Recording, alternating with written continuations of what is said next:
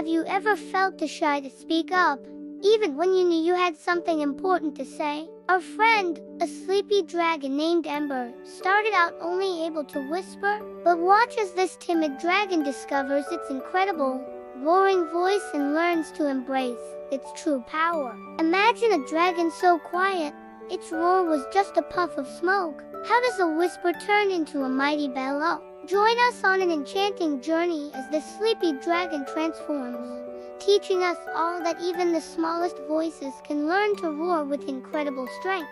Get ready for an adventure that will inspire you to find your own inner roar. This is the tale of a gentle dragon who thought being quiet was its destiny, but with a little courage, it learned to unleash its incredible potential, proving that every one of us has a powerful voice waiting to be heard. In a land painted with the brightest colors imaginable, where rivers giggled as they flowed and mountains sang with the wind, lived a tiny dragon named Ember. Unlike the other creatures whose boisterous calls filled the air, Ember's voice was as quiet as a butterfly's wing. The Whispering Meadows, as their home was called, was a symphony of sounds: the thunderous stomps of the gruffaloes, the cheerful chirps of the sky larks, and the booming laughter of the river trolls. But amidst this vibrant chorus, Ember's presence was almost silent. This little dragon, with scales the color of a soft sunrise, was so shy that its greatest skill was blending in. You could often find Ember tucked behind a large, mossy rock, peering out with wide, curious eyes as the bolder creatures played their games. They would chase sparkling sunbeams, tell grand stories, and sing songs that echoed through the valleys. Ember longed to join them, with a heart full of games to share and stories to tell. But whenever it was time to speak, the words would get stuck in its throat, emerging as just a faint mumble, a puff of smoke without a sound. The other creatures, busy in their noisy world, often didn't even notice. This left Ember feeling a profound sadness, a quiet frustration that it couldn't be a part of the world it loved so much. The little dragon began to believe that its destiny was to be a silent observer, forever on the outside of the joy. One sunny afternoon, as Ember was trying to hide behind a particularly large mushroom, a wise, old tortoise named Kellen ambled by. Kellen had seen many seasons come and go, and his shell was etched with the maps of ancient forests. He moved slowly, but he noticed everything. He had seen the flicker of longing in Ember's eyes, and the way the little dragon's shoulders would slump when its whispers were lost in the wind. Instead of asking why Ember was so quiet, Kellen simply sat down, his gentle eyes full of understanding. He offered Ember a small, polished river stone. "Sometimes," Kellen said in a voice as soothing as a calm stream, "the biggest sounds start with the smallest breath. Let's play a game." The wise tortoise didn't pressure Ember to speak. Instead, he introduced playful challenges designed to help the little dragon connect with the power it held inside. Their first game was simple. They would see who could make a fallen leaf dance the longest just by puffing air at it. Ember, hesitant at first, took a small breath and let out a tiny puff. The leaf barely wiggled. Kellen smiled warmly and took his turn, his gentle huff sending the leaf skittering across the grass. Ember took a deeper breath, and this time, the puff of air was stronger, making the leaf twirl in the air. For the first time, Ember felt a tiny spark of success, a small victory that had nothing to do with words. A slightly louder squeak escaped its throat, a sound of surprise and delight, followed by a puff of smoke that was just a little thicker than before. The days that followed were filled with playful practice, turning the quest for a voice into a joyful adventure. Kellen was a master of invention, creating a series of games that were actually clever vocal exercises in disguise. They spent one morning down by the giggling river, blowing bubbles into the water. Kellen showed Ember how to take a deep, steady breath and release it slowly, creating a cascade of shimmering spheres.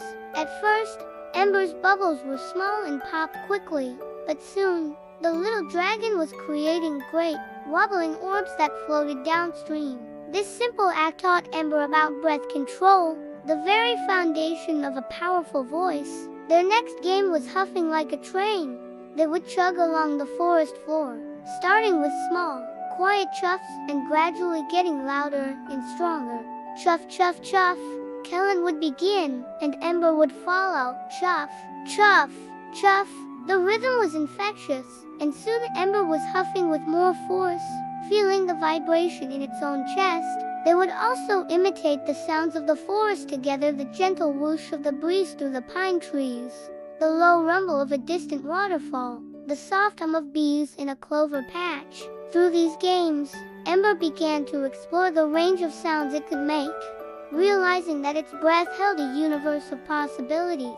The focus was never on roaring. It was on the process of discovery, of learning what its body was capable of, and accepting every sound, big or small, with a sense of wonder and fun. One afternoon, a true moment of necessity arrived. A group of tiny flutter bunnies, no bigger than Ember's paw, were playing near a steep, slippery creek bank. One of them, a fluffy white bunny named Pip, slipped on a wet stone and tumbled into the fast-moving water. The other bunnies panicked, their tiny squeaks of alarm completely swallowed by the sound of the creek. They were too small to reach Pip, and the current was pulling him further away. Ember, who was nearby practicing its breeze imitating whooshes, saw the whole thing happen. A surge of worry for the little bunny washed over the dragon, overriding every ounce of its shyness.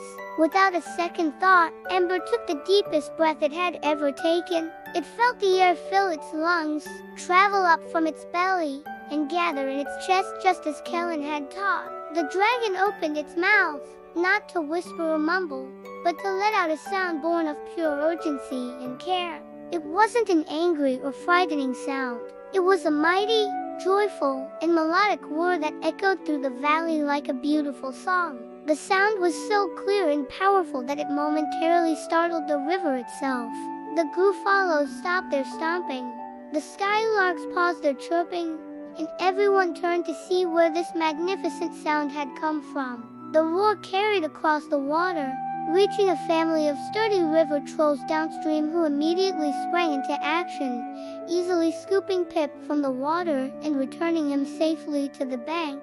Ember, stunned by the sound that had come from its own body, watched in amazement. The roar had not only saved a friend, but had also brought about a wonderful, positive change, proving that a voice, when used with purpose, could truly make a difference. From that day on, everything was different for Ember. The little dragon who once hid behind rocks now stood proudly in the center of the meadows. Having found its voice, Ember discovered a new confidence that rippled through every part of its life. It no longer mumbled. It spoke with a clear, warm tone, sometimes soft for telling secrets, and sometimes loud for calling friends to a new game. Ember became the best storyteller in the Whispering Meadows. Its roars of laughter now a familiar and beloved part of the land's symphony. It used its voice not to command, but to invite, to share, and to inspire. The other creatures, who had once overlooked the quiet little dragon, now gathered around to listen to its tales and join in its imaginative games. Ember's journey from a whimper to a roar is a powerful reminder for all of us. Just like Ember, each of us has a unique and powerful voice inside, a special strength waiting to be discovered. It might not be a literal roar, but it's your ability to share your ideas, to stand up for what you believe in, to offer a word of encouragement, or to simply express who you are. Finding that voice might take a little courage and some playful practice, but it is there. Now, we want to hear from you. What makes you feel strong? How do you use your voice to make a positive change in your world? Share your stories in the comments below, and let's continue to inspire each other to find our own inner roar.